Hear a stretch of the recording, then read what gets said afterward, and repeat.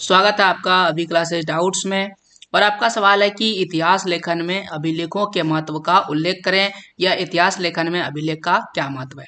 देखिए, अभिलेख क्या होता है। सबसे पहले तो ये समझिए, इतिहास के बारे में हमें कोई जानकारी नहीं है क्योंकि हम इतिहास में पीछे जा नहीं सकते हैं। तो इतिहास में क्या हुआ है, किसने क्या किया है, इतिहास के अलग अलग चीज़ों की जानकारी आप कैसे प्राप्त करेंगे, इसके लिए अभिलेख जो है बहुत ही महत्वपूर्ण है।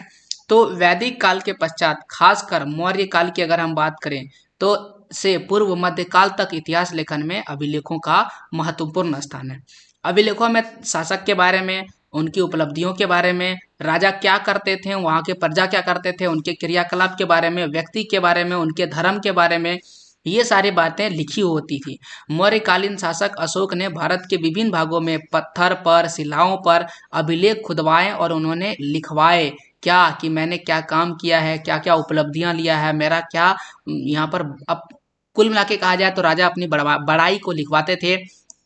अशोक के इन्हीं अभिलेख के द्वारा हम सम्राट अशोक के धम्म के बारे में, धम्म प्रचार के उपाय के बारे में, मानवता की सेवा के बारे में जान पाए हैं। तो इस प्रकार कहा जाए तो इतिहास में अभिलेख का बहुत ही महत्वपूर्ण योगदान है। तो अतः हम यहाँ पर लिख सकते हैं कि अतः हम कह सकते हैं, हम कह सकते हैं, ये लिख दीजिएगा, कह सकते हैं कि जो अभिलेख है, इतिहास लेखन में अभिलेख महत्वपूर्ण है। इतिहास लेखन में जो अभिलेख है, अभिलेख महत्वपूर्ण है, महत्वपूर्ण है।